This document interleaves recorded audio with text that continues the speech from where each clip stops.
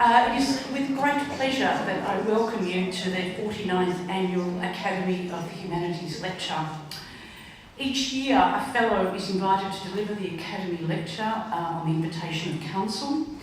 And since 1970, the Academy Lecture has demonstrated the extraordinary breadth and depth of our fellows' contribution to the Australian and international humanities community, and in fact to enriching the cultural life of the nation. The lecture series provides an opportunity for Academy Fellows to share a humanities perspective on the big issues facing Australia and provoke new ways to experience, understand and describe our world and our place in it. An edited version of this year's lecture will be published in our flagship journal, Humanities Australia, later next year. And you can find all past Academy lectures on our website on our events page. We welcome those too who have joined us specifically for the lecture this afternoon. Increasing public attendance at our annual lectures in recent years shows an appetite for learning more and engaging with the role of the humanities in intellectual, cultural and national life. We also welcome the Australian Public Affairs channel here today, who will be broadcasting this lecture at a future date. The Academy's Council was delighted Julianne Schultz accepted our invitation to participate in this tradition by presenting the 49th Academy Lecture. Honorary Fellow Professor Julianne Schultz is well known to many in this audience as a leading authority on cultural policy and practice in Australia. Professor of Media and Culture at Griffith University's Centre for Social and Cultural Research, publisher and founder, editor of Griffith Review. Julianne has served on a wide range of boards, including as chair of the Australian Film, Television and Radio School, Queensland Design Council, and as a director of the board of the Conversation, Australian Broadcasting Corporation, the Grattan Institute and the Copyright Agency. She was the co-chair of the Creative Stream at the 2020 Summit in April 2008 and was appointed a member of the Minister for the Arts Creative Australia Advisory Group and chaired the reference group which actively informed the Creative Australia Cultural Policy adopted in 2013. Julianne was made a member of the Order of Australia in 2009 for her service to the community as a journalist, writer, editor and academic, fostering debate on issues affecting society and for professional ethics and accountability. Professor Schultz was elected an Honorary Fellow of the Australian Academy of the Humanities in 2010. Her lecture, Turning the Level of Civilisation Up, the 21st Century Challenge, will address what we can learn from the successes and failures of past civilisations to create a vision for the future and what its defining ethic and enduring value might be. It will reflect on the big challenge of the century, how the level of civilisation might be actively turned up and by whom. I invite Julianne Schultz to deliver the lecture and please warmly welcome her to the podium.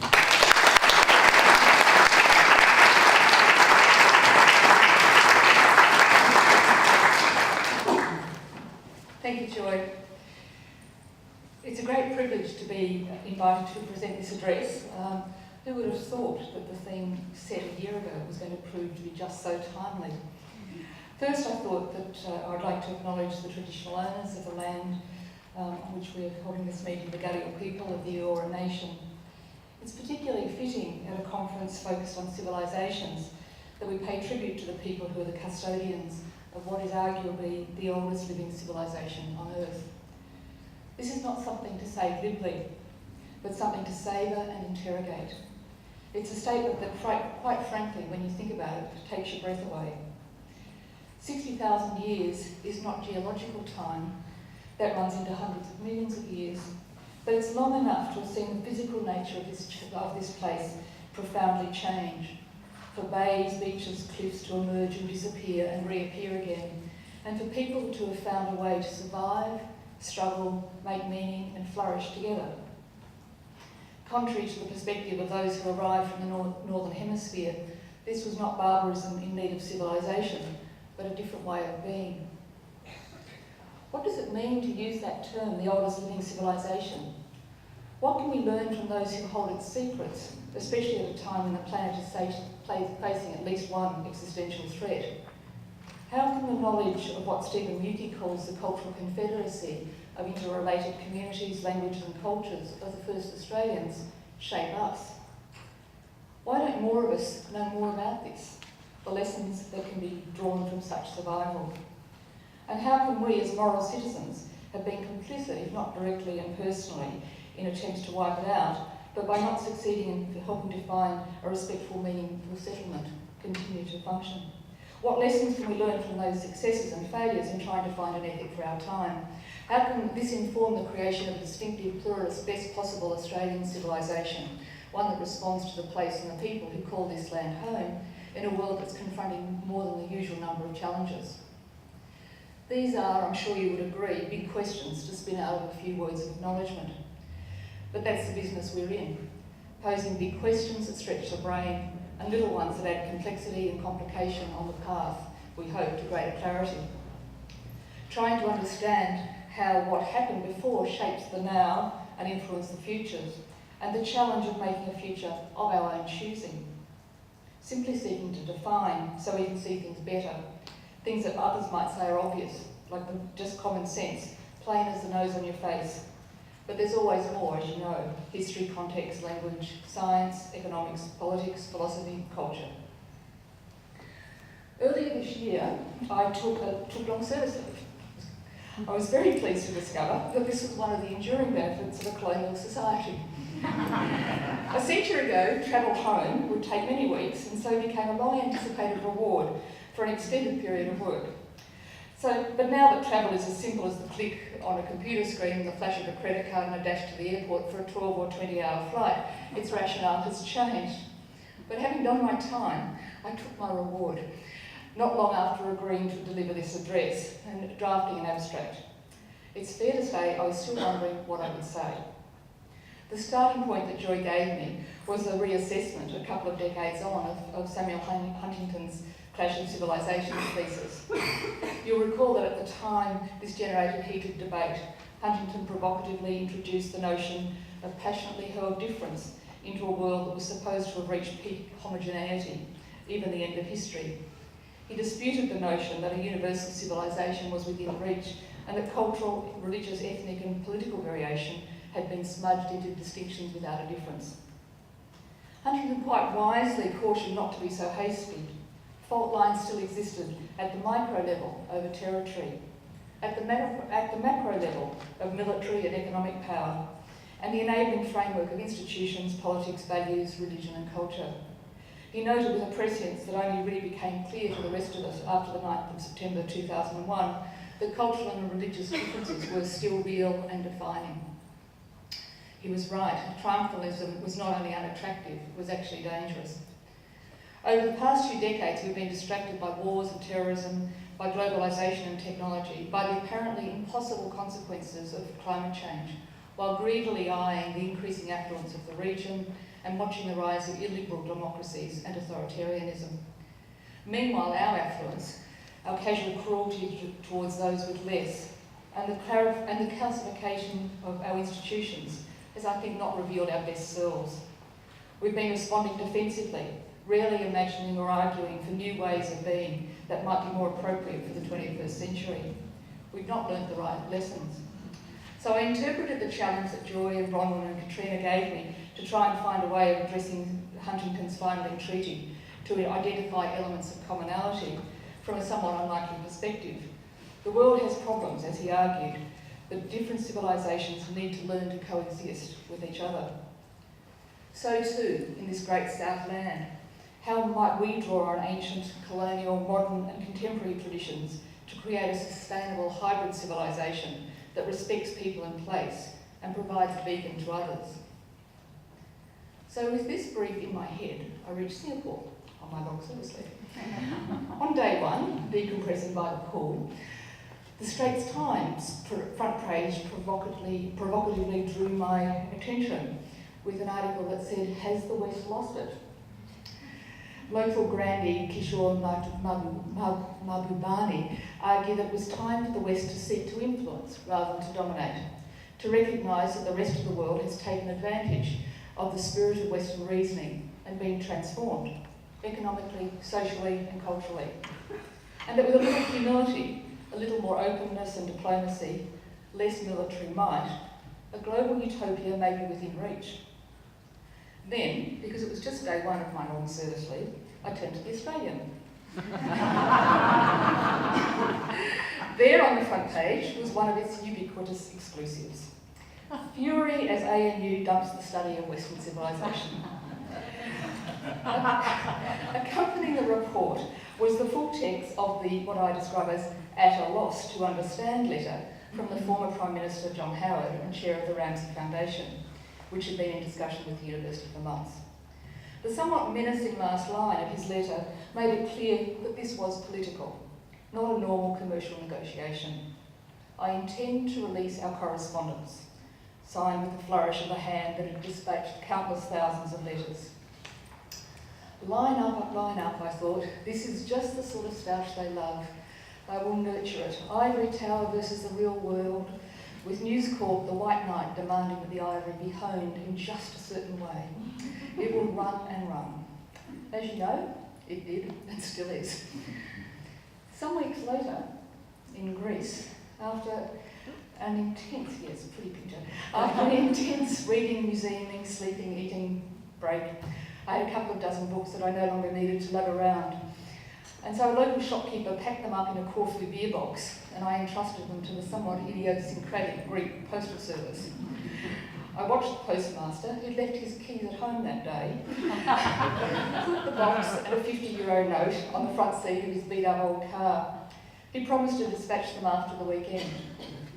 I'd sort of come to expect trust to be process in austerity-torn Greece, but I wasn't completely confident. But sure enough, a couple of months later, the Corfu beer box turned up intact. Meanwhile, I hung on to a handful of other books as I toyed with ideas for this talk and some other commitments that I managed to intrude into my long service leave.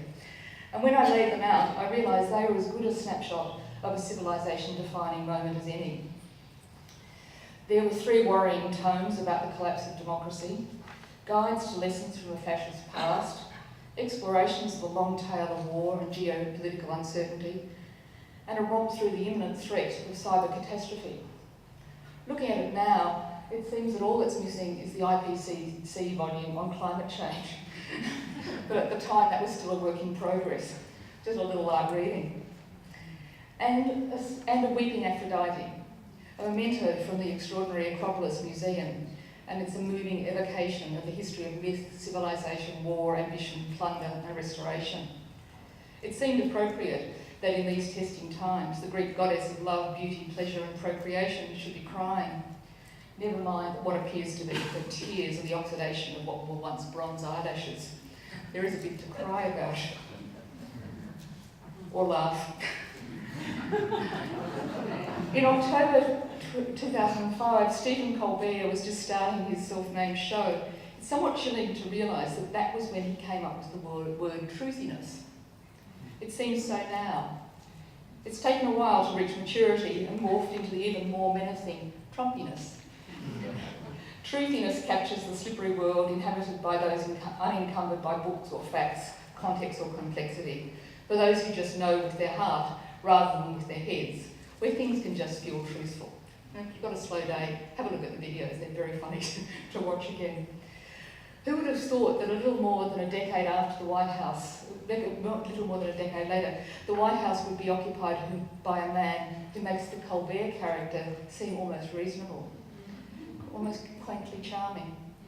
Trumpiness captures something even more sinister, statements that don't even have to feel truthful, apparently ignorant, rough-hewn words, weaponised for effect, whatever comes out of his mouth. Alarmingly frequently, words that sound as though they are emanated from the crib sheet of a propaganda handbook. In defining those words, Colbert provided a helpful predictor for a president who, according to the Washington Post last week, had made 6,420 fake, false, or misleading claims in the last 649 days of his presidency. That's industrial-scale deception. Small lies told over and over, medium-sized lies that have become a new global lingua franca, and big lies that take even his most ardent supporters by surprise, and sometimes force a retraction or denial, sort of. But only after they've already infiltrated the virtual world and got a life of their own. This is not normal. It's not the way we've come to expect even the most tainted public sphere, distorted by the commercialisation of public attention, to operate. The President's mantra of fake news is, as he has admitted to journalists and others, a deliberate and determined attempt to undermine the confidence in what remains in a rigorous public sphere and professional journalism that takes itself seriously. In the unregulated, more insidious domain of the internet, this is particularly dangerous. Such industrial-scale deception is at odds with the norms that characterise any flourishing civilisation. If truth is irrelevant to discourse, trust is not merely dented, it's destroyed. Other norms of acceptable behaviour cannot be far away. What's happening now goes well beyond spin or hollow speech. The New York Times correspondent Roger Cohen describes it as corrosive, corrupting and contagious. In the shrunken global village, this has dangerous implications everywhere, for public and personal behaviour. If the so-called leader of the free world can talk the way he does, without regard to fact or feeling, the level of civilisation is turned down everywhere he is heard. What we are witnessing is behaviour that is contrary to the long-established moral code of a civilised society, arguably giving succour to evil and deliberately destroying trust. David Rowe captured this rather beautifully in the Financial Review, this cartoon on Monday, after the commemorations in France. So how did it come to this? It's easy to feel that the world is going to hell in a handbasket. The news of catastrophe and disaster, an inflammatory US president, the distortion of social media, global instability of superpower realignment, the palpable threat of climate change, the rise of authoritarian leaders. That's just for starters. Freedom House, the US-based NGO that's been monitoring global freedom since 1941, when a very different US president articulated an expansive ethic that has largely prevailed in kin countries and elsewhere for many decades. With the Second World War in full murderous, destructive fury, President Roosevelt declared that as human beings, all people were entitled to freedom of speech and expression, freedom to worship their God in their own way, freedom from want, and freedom from fear. At the time, it was ambitious rhetoric, demonstrably at odds with the wartime experience, but it provided a guiding principle for a different sort of future. Last month, in a very different context, Freedom House reported that around the world, civil and political rights sunk to their lowest level for a decade. For the 12th year in a row, democratic setbacks outnumbered gains. Democracy is in crisis, Freedom House declared. Values are under assault and retreat in country after country. Young people are losing faith in politics, trust has been eroded by commerce and the calcification of institutions. Millions of people are living without the rights we take for granted as a measure of civil, liberal, democratic society. Even nations that like to pride themselves on deep democratic history are slipping on the scale as trust in institutions is eroded and checks and balances slip out of equilibrium and technology remakes the way things are done. This is most notable in the United States, which fell to a rank of 86 out of 100, and the United Kingdom, which slipped to 94. Australia and New Zealand scored 98, with the ever-virtuous Scandinavians topping with perfect scores. The trend line, though, is a matter of real concern because it's contrary to the previous trajectory. Up until relatively recently, enhanced civil and political rights were what was expected, giving comfort to those of us who hoped that the arc of history bends towards greater emancipation, equality and freedom. Taking a wider view of the state of the globe provides a slightly more reassuring message, that the arc may still be bending the right way. But the tension between individual rights and popular will is fertile territory for authoritarian leaders and their shadow puppets. Survival is programmed deep into our genes and means that we tend to dwell on the negative. We're always alert to dangers and threats, ready to respond to fear, as the President amply amplifies. But as Steven Pinker and various others loudly proclaim, the bigger picture is not as bad as we might be inclined to think, with one ear cocked to the latest news bulletin and an eye on Donald Trump's Twitter feed. The United Nations Human Development Index shows that as a species we're living longer and better. Worldwide life expectancy at birth is now 71 years and 80 in the developed world. For most of human existence, people die around 30. Global extreme poverty has declined to 9.6% of the world's population, still limiting the lives of too many. But 200 years ago, 90% of the world's population lived in extreme poverty. In just the last 30 years, the proportion of the world's population living with such deprivation has declined by 75%. Equally underappreciated is the fact that 90% of the world's population under the age of 25 can read and write, including girls. For most of history, and most of the history of Europe, no more than 15% of people could read and write, mostly men. So despite the truthiness feeling that things are going wrong, a lot is going right for a lot of people in a lot of countries. But this is a moment at risk of being squandered. Which invites the question of what is at stake. How might the level of civilisation here be turned up, by whom and to what end? This is a question addressed by Robert Menzies when in 1959, as Prime Minister, he approved the formation of the Humanities Council, the precursor of this academy, which will be celebrating its 50th anniversary next year. At the time, the Cold War was in full swing and the memory of the Hot War was still smoking. And Menzies declared that the Humanities Council would provide wisdom, a sense of proportion, sanity of judgment, a faith in the capacity of man to rise to higher mental and spiritual levels. We live dangerously in the world of ideas, he wrote, just as we do in the world of international conflict. If we are to escape this modern barbarism, humane studies must come back into their own, not as the enemies of science, but as guides and philosophic friends. It's a nice thing for a Prime Minister to say. It's been a long time. Now we're more likely to hear prominent politicians pillaring the humanities as esoteric, truth-defying, and humanities scholars as ideologues in cahoots with self-aggrandising scientists who are addressing the existential crisis of climate change for personal gain. To attack the university system at precisely the moment when it reaches more people, when its impact on the social, cultural and economic well-being of the nation has never been higher, seems perverse. A local example may be of medium-sized lies, madness even, from the zone of truthiness. Over the days of this conference, you're debating with great erudition and insight the nuances of these questions in your disciplines and in the context of contemporary life, and at the rich interdisciplinary intersection where they meet. As the debate triggered by the Ramsay intervention has shown, there's a lot at stake. For all the noise in the press, the very fact that there are lots of ways of approaching the study of civilisations has not been addressed, except by snide, often ill-informed or defensive comments about relativism. I'm not a scholar of civilisations or a philosopher, so excuse me if I step on your toes. I'm aware of some of the complexity of these debates. The need to define civilisation and to allow the notion of civilisations has preoccupied fine minds and led to many different conclusions. Are there 6 civilisations, as Huntington suggested, remained when he wrote his famous essay? Or 26, not including the first civilisations of the first Australians, which Arnold Toynbee had identified a few decades earlier in his monumental work.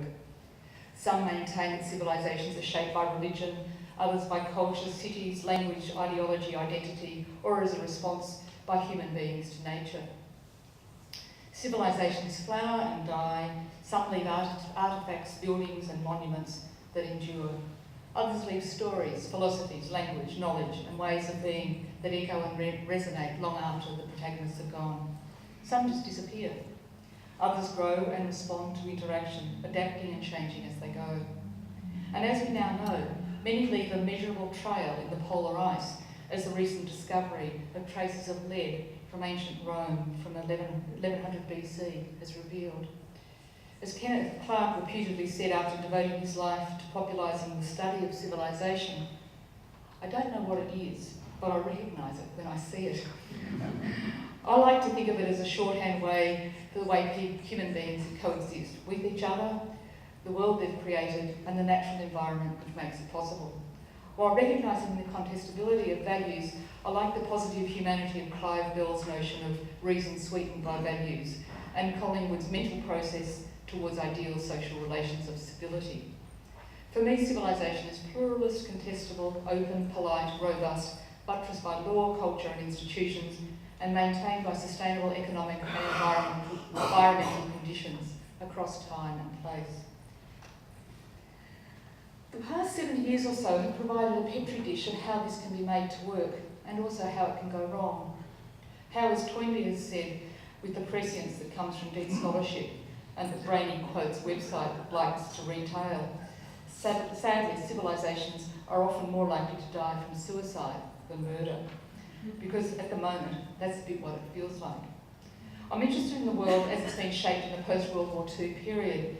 It seems to me that it's a useful starting point to try to make sense of the long run of success in the second half of the 20th century. It's also a useful starting point to reflect on its subsequent erosion by money, rising inequality, regulatory failure, and institutional distrust. The seeds of the existential threat we are currently watching in slow motion can be found there. The title of this talk is drawn from a phrase used by the Hutchins Commission, which was an inquiry set up in the United States. It commenced during the Second World War and was designed to look at freedom of the press. It urged the owners of the American media at the time to accept social responsibility in the way that they conducted their businesses. They could turn the level of civilization up or down, the report cautioned, partly for fear of state regulation, partly because the palpable evidence of the power of propaganda and misuse of media power was very evident in the ashes of the Second World War. A socially responsible framework became the norm in the media in the age of the mass media. These days, I guess we'd call it a social license to operate. The regulatory device, which put the steel in the backbone of US media social responsibility, is called the Fairness Doctrine, was after a concerted, called the Fairness Doctrine. And after a concerted campaign during the Reagan presidency, it was abolished in August 1987. It had provided the architecture, acknowledged the power of information, the importance of truth, the need to present competing views, and to provide a platform for the increasing professionalism of journalism that we saw in the second half of the 20th century. Importantly, it withstood legal challenges, infuriating its opponents when the US Supreme Court found the doctrine did not contravene the First Amendment or impede freedom of expression, freedom of speech. But it was abolished at the behest of media owners with a libertarian bent. And now, when it's more needed than ever, and despite some attempts to revive it in the intervening years, it's a dead letter. For my purposes, and given my interest in the role of the media as a quasi-institution in the political system, it was a symbolic moment. Its abolition was a real turning point. The next year, in 1988, Rush Limbaugh took to the American airwaves with unmoderated, raging commentary, and the era of shock jocks was born.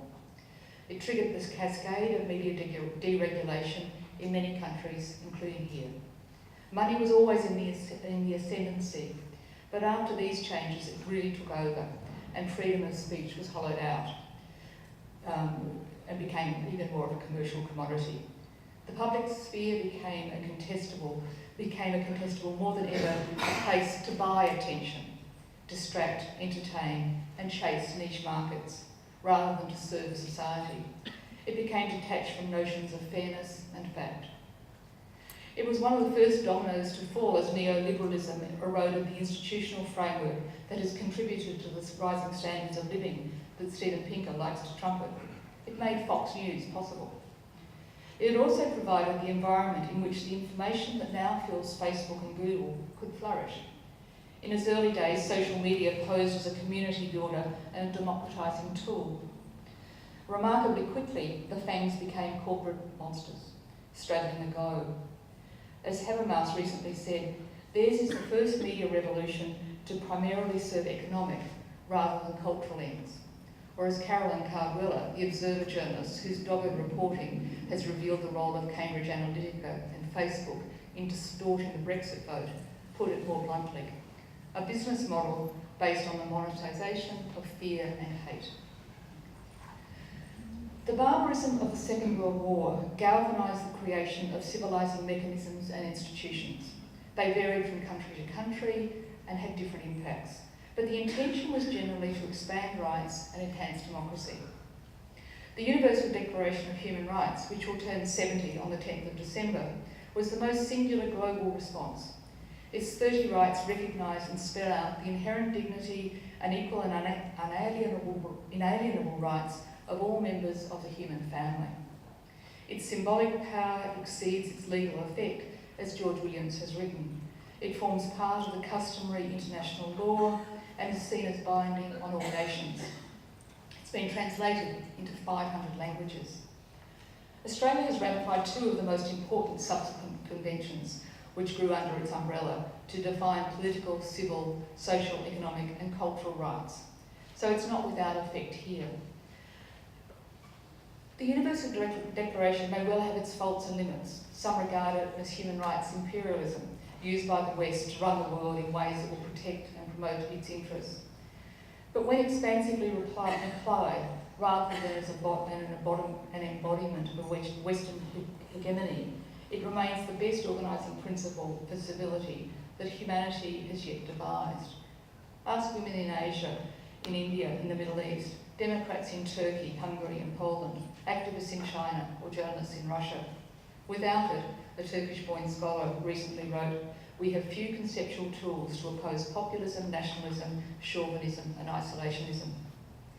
Australians played an important part in the creation of the Declaration, but we've been tardy about its application.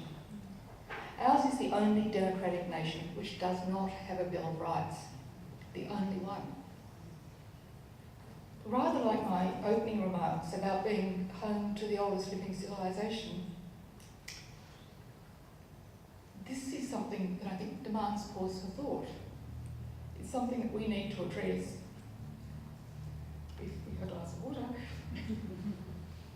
if we to foster an ethic for a distinctive hybrid Australian civilisation. It's probably worth noting that in passing, that some of the most strident opponents of the Australian Bill of Rights are somewhat perversely also amongst the most vociferous promoters of a narrowly defined agenda to study Western civilisation. It's easy in this environment to forget that the demographics are with those of us who see the arc of history bending up. Surveys show that most Australians would welcome the formalisation of rights. So how did it come to this? Why, as Frank Lowy asked recently, did we become so timid? What are we afraid of? Surely a clear statement of rights and responsibilities is central to any attempt to define a civilisation and the way we coexist respectfully, sustainably, creatively. After 15 years in the role, I recently stepped away from day-to-day responsibilities of editor of Griffith Review. While maintaining my job as publisher, I've moved to a new position in Griffith Centre for Social and Cultural Research. And to mark this, I was asked to present an inaugural address which explored the role of the humanities in answering the question, what do we want to be when we grow up? This set me thinking a bit about my own experiences as a child, growing up in a manse, how that had shaped my worldview and sensitised me to history and place. For the most formative years of my childhood, I lived in the Western District of Victoria, captured evocatively in the paintings of Eugene von Gerard and others. At the time I lived there, in the Western District, it was one of the wealthiest parts of the country.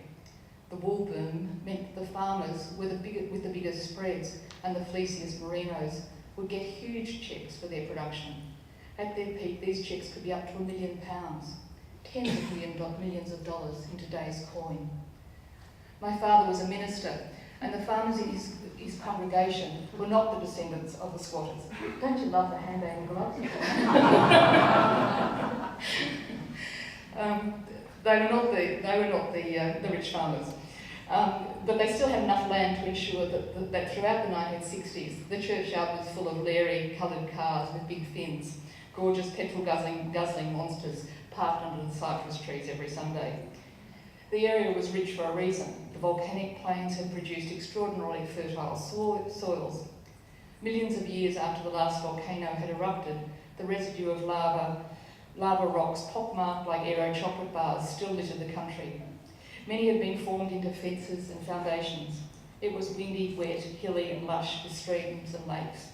The Grampians looming on the horizon and long-extinct volcanoes popping out of the plains. The descendants of the squatters had substantial houses, and soldier settlers eked out an existence on plots of land that were too small, except in the very best of times, to produce enough to support a family, even in that relatively poorer period when Australia's economy was still primarily agricultural. The pattern of life for a minister's family was shaped by church, Bible study, hymns and liturgies, and as insider-outsiders, always watching and knowing you were being watched. As a result, we learnt the tools of the humanities early: textual analysis before semiotics, theology before fundamentalism, history and geography when the empire's pink-coloured maps still prevailed, music as performed in churches and by great orchestras, human relations and morality from parables, psalms and creeds, and the genealogical myths and stories of the Old and New Testaments. It was an immersion in the humanities without even knowing that's what it was. It's a world that would be hard to replicate today. When I took my children there for an anniversary, they just went, how on earth could you have lived here? This is so weird. It was such a different world for city-born kids. I was a curious child and I had the freedom to roam the country roads and lanes on my bike, to take the chance of riding on railway tracks that were rarely used by trains, to explore, pick mushrooms, fruit and wildflowers, watch shearers and harvesters at work, and wonder about what had happened before. At the edge of the pine-enclosed hamlet where we lived, which included 2 bluestone churches, the older one repurposed as a classroom, a memorial school, a hall, a manse, a teacher's house, a footy oval, a timber bell and car park, there was a cemetery where people had been buried since 1861. I probably spent more time than would be recommended today for children in that graveyard, wondering about the many lives cut short by Spanish flu, about the children who died in infancy, the extended families in shared plots, and the old men and women born in faraway places who'd been buried there. But my favourite pastime was to ride around the roads and across paddocks to find the remnant sites of disused farms and houses, to pace out the stone foundations, to pick up what would now be called heritage plums and apples from the gnarled fruit trees in long-forgotten orchards, to walk around the rusty fences protecting crumbling headstones on farmland, to imagine life for the settlers and the religious obsessives who had set up the first intentional communities in this part of Western Victoria, scrapping tribes whose different theological interpretations of the same text meant that they could hardly bring themselves to talk to each other. What was missing was any sense of anyone being there between the time the volcanoes erupted and the squatters arrived in the 1830s. As I say, I was a curious child. I had a feeling for the country and for the plants and the wildlife. But despite being vaguely aware of Aboriginal reserves closer to coastal towns of Portland and Warrnambool, I had absolutely no sense of Aboriginal occupation or of the murderous battles they fought against the encroaching settlers. As the daughter of the Lutheran Church, I knew about Aboriginal missions in Hermannsburg and elsewhere in Central Australia, in the outer reaches of New South Wales and even Queensland. But I had absolutely no understanding that these fertile lands had been preserved of Aboriginal people for 20,000 years or more, that they had built sustainable settlements, trapped fish, husbanded the land, caught kangaroo, yabbies and eels, made cloaks from possum skins to protect from the fierce winter chill. We now know so much more. The richness of the Indigenous cultural heritage in this part of Victoria is what you would expect of such fertile lands. As 2 great interdisciplinary humanities scholars, Bill Gamage and Bruce Pascoe, have demonstrated in recent years in The Biggest Estate on Earth and Dark Emu, this was known since earliest European settlement. Some of the uniqueness of the local civilisation was captured by artists and explorers and anthropologists, those who asked the first Australians and those who looked, curious people deeply grounded in the skills of the humanities. Of course, many others just took. To paraphrase Henry Reynolds, why wasn't I told? I well recall as a child of about 10 going to the South Australian Museum on North Terrace in Adelaide with my grandparents, who were very conscientious members of the Lutheran community there, and with a sense of obligation to the Church's Central Australian Aboriginal missions. On this day, we looked at the collections in that museum, which has and still has extraordinary collection of settlement artefacts, and I recall seeing human remains and not knowing how to process them. On the way out, we passed an Aboriginal man. He moved, and whether I jumped or took a step sideways or had some other reaction, I don't recall, but I still feel the incident like it was yesterday, and remember thinking, how can he still be alive? We've just seen the exhibition. They're all dead. They weren't, of course, a fact that's shaped political debate in this country with increasing sharpness ever since. It took a while, but again, with the legacy of scholars, anthropologists, theologians, linguists, archaeologists, historians, and the increasingly important work of Indigenous scholars meant that what was once an apparently blank slate of Australian history is now being filled with human beings doing the things that human beings do, making meaning, family, society, systems for working with the land and the climate. This knowledge is now becoming much more widely shared, and made the response of the Turnbull government, in my view, to the Uluru Statement from the heart so inexcusably shameful and ignorant. The experience of growing up in the 1960s and then going to university in the 1970s meant that just as I was not consciously aware of the humanities education I was absorbing in the maths, I was also unwittingly absorbing new interest in this place as Australian studies took off. At the time, this was just a given. I started high school the year the Universal Declaration of Human Rights marked its 20th anniversary. For a child, this was just a given. The enormity of the break with history was invisible. Likewise, it took me a while to realise that Australian studies was the local manifestation, essentially, of the decolonisation movement that was shaping the world. As the British Empire gave way to what was supposed to be the American century, with the Soviet Union providing a dialectical counterpoint. There was a lot to be done, and the task of making sense of modern Australia and understanding its human and physical past was an urgent project. It captured the attention of scholars, journalists, public servants, and as the exceptional sales of Donald Horne's Lucky Country had shown, the broader public, which put wind in the sails of politicians who heard the plea.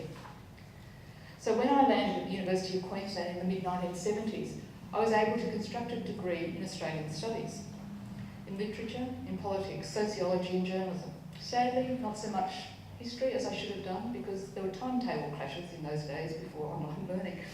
And I remember being grateful for this opportunity and for the scholars who chipped away at creating a new field, despite the widely held view that Australia was neither interesting nor important enough to devote much time to. My experience was a product of place and time. This meant I also benefited from the opening of new fields of humanities inquiry, subject areas and approaches which pushed traditional disciplines into previously uncharted territory. If I'd arrived at St Lucia a decade later, my undergraduate studies would almost certainly have been shaped by postmodern theory and cultural studies. Now it would be very difficult to find a systematic Australian studies course in any discipline, let alone in a structured as interdisciplinarily fashion as I was able to put together in the 1970s. Reflecting on this, I'm reminded not of whether one approach or another is better, but how we're often unwitting products of things that are beyond our control. But if we remain open to possibility and change, new layers of meaning can be added. It's possible to see the world differently, to listen and learn, and to become more civilised. This seemed to be missing in the overall responses to the Ramsay and Broglio. The most strident advocates seemed locked into a singular worldview, happy to talk about the virtues of a hybrid toughness, a capacity to adapt and assimilate, to tolerate and include, but apparently unwilling to listen or really hear. Surely the point of freedom of speech is not so much the talking as the listening. And with an informed and civil dialogue, perspectives and views develop and change. Surely the possibility of changing one's mind comes from exploring different traditions and letting them bump up against each other. As we've seen in recent years, and despite predictions to the contrary, even a few years ago, the notion of the nation-state is far from dead. America wants to be great again, Britain wants to be a master of its own destiny, and China is reviving an empire. So it goes. The question of who gets to define a nation is being discussed and often angrily debated everywhere, shaped by money, religion, population, culture, technology, politics, and expectations, and an increasingly uneasy relationship with nature. As Richard Flanagan has observed, the world is being undone, and if we don't reimagine Australia, we will be undone too. We need to find a new way to do Australian studies, to revive an interdisciplinary approach that ranges wide, not calcified by past practice. It needs to engage with the world as it is, was and might be. This is what we've tried to do this year with Griffith Review, in a journey from the legacy of empire to the urgent need to find meaningful settlement with the first Australians, to an investigation of what multiculturalism means now, and to the cry for equality embedded in the outcome of the same-sex marriage plebiscite this time last year. Australia is now a very different place to what it was even 20 years ago, and the country the politicians talk about is not the one I think that most of us live in. The need to redefine is now emerging as a real issue. We should not be afraid to be grounded in our own traditions, but not necessarily just bound by them. This is an affluent and successful country, one of the richest in the planet, but one too often beset by willful blindness and remarkably willing to tolerate casual cruelty. But it's our creation. I think we can do a whole lot better. It may be time to think again about how we can expansively deal with the insights from the rest of the world and from the oldest living civilization congealed here in this place. Climate change, digitisation, globalisation provide an urgent moment to reinterrogate this place, its land, its people, law, culture and institution. Roderick Ferguson, the president of the US American Studies Association, who's heading a resurgence of a very different approach to American studies in that country, which aims to keep track of what America is, observed recently, in tragedy, there's also the possibility of triumph. Perversely, it may seem that I'm just flying a kite here, it may be that the national interest test that the Minister of Education has proposed as a new overarching framework for ARC grants to solve an embarrassing political problem might just provide such an opportunity. I'm not holding my breath. Australia and Australians are inextricably linked to the rest of the world, so an expansive interpretation of this proposed test might open up some new fields. As we know, scholarly researchers will always push the boundaries. Some will also reveal transformative and sometimes uncomfortable truths.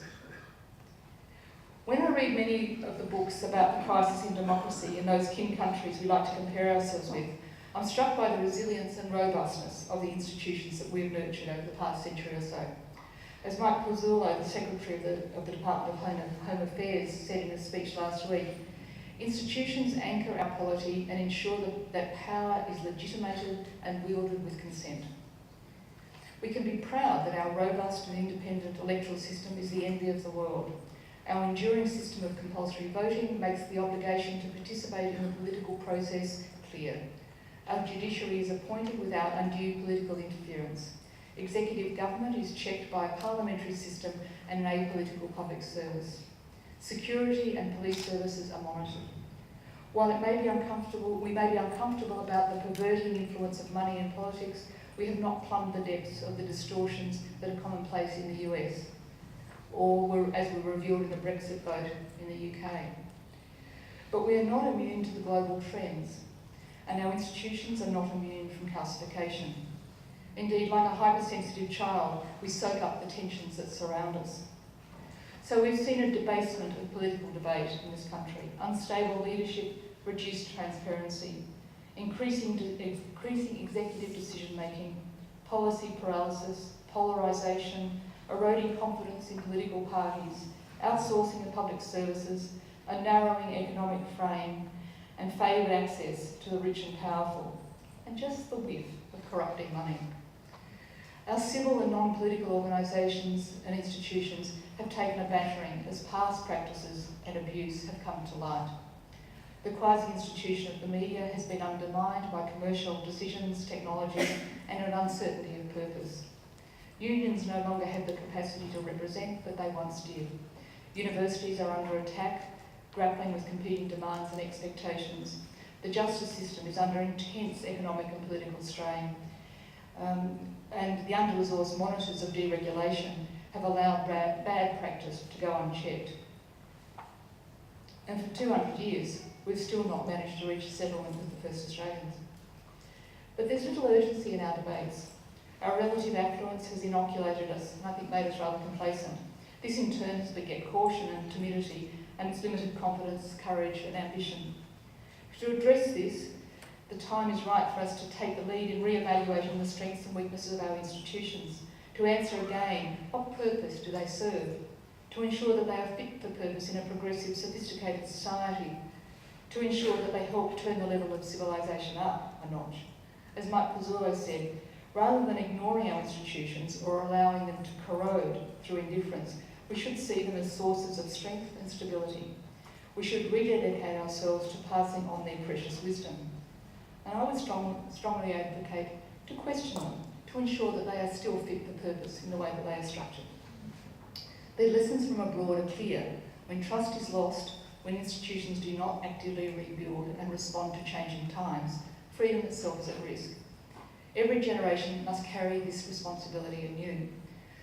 The demographics show us that a much more educated and informed Australian population now expects much more. They've absorbed the principles of human rights and are perplexed when they're not meaningfully applied by a neutral state guided by the rule of law and regulated by self-correcting institutions. They expect to participate and to contribute, not simply to defer to experts who seem at times to be self-serving. In the late 1980s, I was involved in a project at the Research School of Social Sciences at ANU. It was called Reshaping Australian Institutions and promised an opportunity for a generational renewal, which is so central to producing enduring, reviving, trustworthy institutions.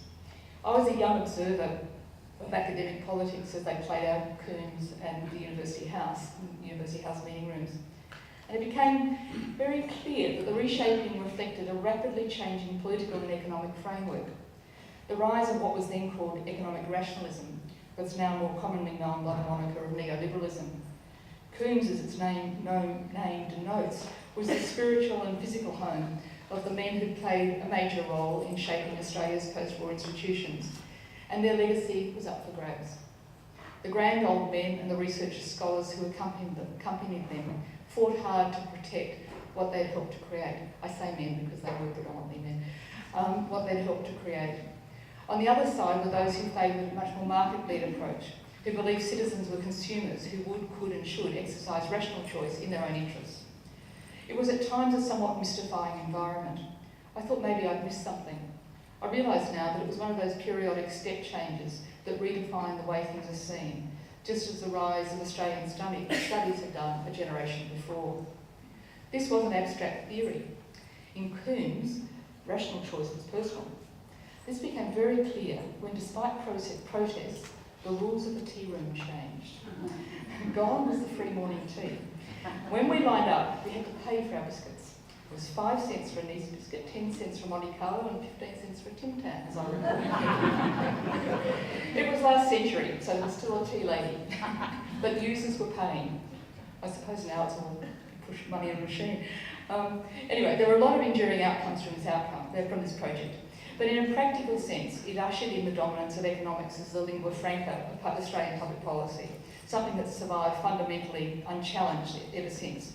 It's delivered a lot, but I think it's fairly clear that it's no longer sufficient. What happens in this country often shadows what happens elsewhere. Australians are gifted followers. Now thanks to the work of Nancy McLean in her book Democracy in Chains, and Jane Mayer in Dark Money and others who've explored this territory, the longer trajectory of this libertarian approach in the United States is now on the public record. And I realise how much this change of frame that we experienced in Coombs and generally in Australia was no accident. It was not inevitable. There were lessons to adopt, but others that maybe we would have been better off rejecting at the time. In the United States, this was a product of a very deliberate movement into the world of ideas. It was driven and funded by those who opposed the framework of rights and freedoms that emerged in the post-war period. People who did not want to pay tax, people who were threatened by the civil rights movement, people who thought that if the weak did not survive, it was their own fault. They prevailed. What we're seeing now is this philosophy playing out in shocking ways in American politics, as those living with the gap between expectations and reality seek a bigger share of the American dream. Our political history and framing are very different. We have a different founding consensus and different challenges. There are inspiring things in our past and things that we need to redress. But I'm confident that we have the capacity to face the past and create new and durable worlds that are pluralist, outwardly engaged, inclusive, and place a collective value on liberal institutions that include us and serve us all. Person by person, the world does change, Tony Abbott wrote in his essay for Quadrant that marked the beginning of the end of the Ramsay program at ANU. In his final paragraph, the former Prime Minister suggested that the 100 bright young Australians who received the proposed scholarships might change the world. and begin a much more invigorating long march through our institutions! Exclamation mark. That made me a little nervous. It sounds a bit like a fifth column. Oh, I doubt that the students would be willing fodder for such a scheme. I suspect that if they were to embark on such a long march, they would, like me, prefer an open, inclusive, contested, non-ideological journey with civil and genuinely respectful discussion and debate, grounded in the unique nature of this place as home to the oldest living civilisations, a product of British colonialism, the creation of people from every continent, and our own imagining.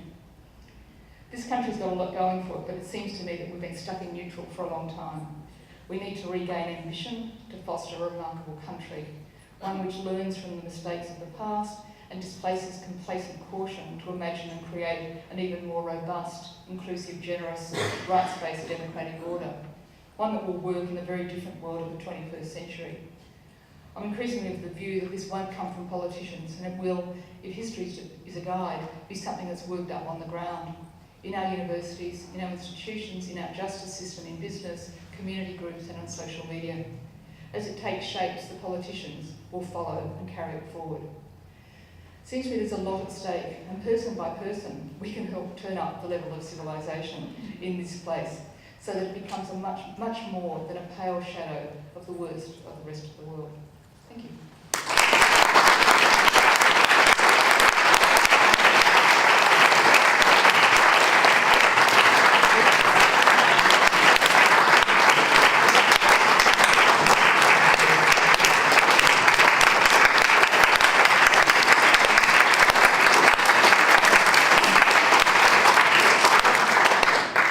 Well, thank you, Julianne, for a truly inspiring, brilliant, powerful, wide-ranging, probing and thought-provoking lecture. It is one that is memorable and one for our times. You have taken us on an extraordinarily rich, erudite and insightful journey, and you've heard the applause, and I know I speak for everyone today when I say it has been a great privilege to have listened to your lecture. On behalf of the Academy, please join me in thanking again Julianne's lecture this year, the Academy.